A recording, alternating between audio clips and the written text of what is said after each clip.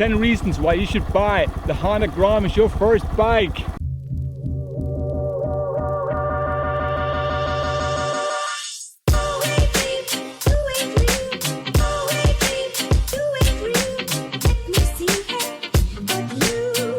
Okay, so first things first. Look at that view, man. Look at that.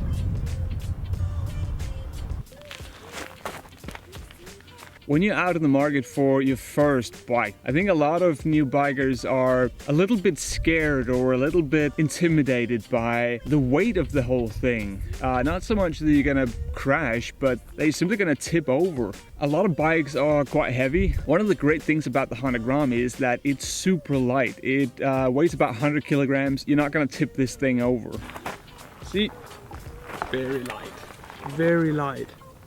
Okay, so one of the other things is that this thing only has 4 gears. A lot of 125 bikes and bikes in general have 5 gears or even more. The obvious thing is that you're gonna have less gears to worry about. It also means that they're gonna be further in between gear changes, so you don't have to change gear as much. One of the main things that people are scared of or intimidated by when they're in the market for their very first bike is the gears. So even if you're used to driving a car with a manual transmission, riding a bike is different. The gears are different. Instead of using your left foot for the clutch, you have your left hand for the clutch, and instead of using your right hand to change the gears, you are changing gears with your left foot. So having less gears is definitely, I think, an advantage when you want to ride a bike for the very first time. A lot of new riders will be a little bit scared by the size of the thing, not only the weight, but if it's very long, it's very high. Especially if it's very high, you sit up high, you might have trouble reaching the ground with both feet. You're not gonna have that issue on the Honda Grom.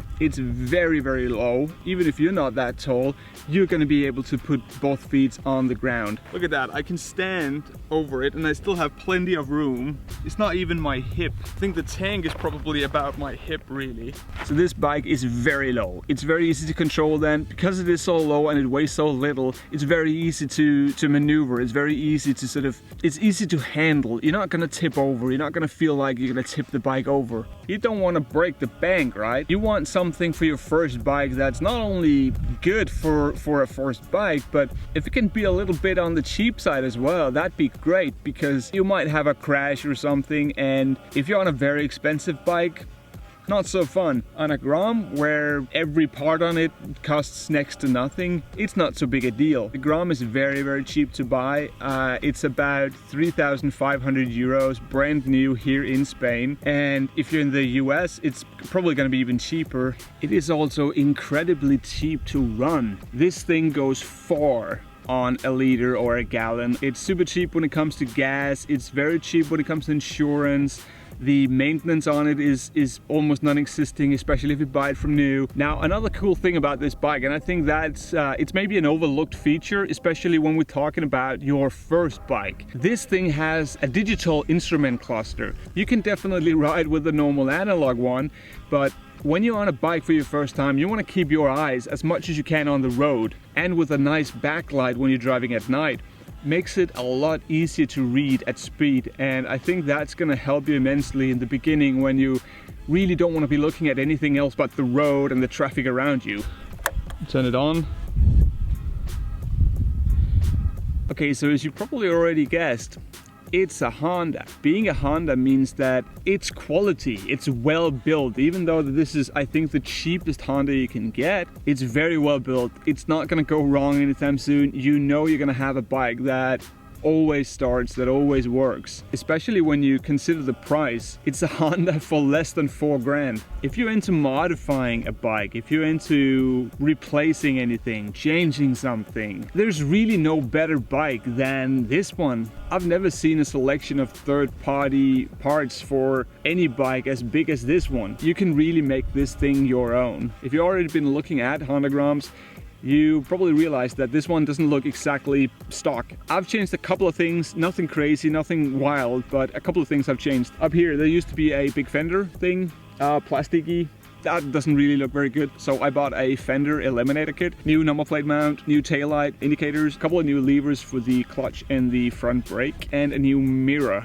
I think that's it. This thing can go off-road. You're probably seeing right now, I'm very much off the road. I'm out in the middle of nowhere. Not long ago, me and my good buddy Lars went far up a mountain. I think we reached about 700 or 800 meters above sea level, and all of that was on dirt roads, even sharp stones, and this thing is so light that it's super easy to maneuver. It's very easy to control. See, this is how off-road we actually are.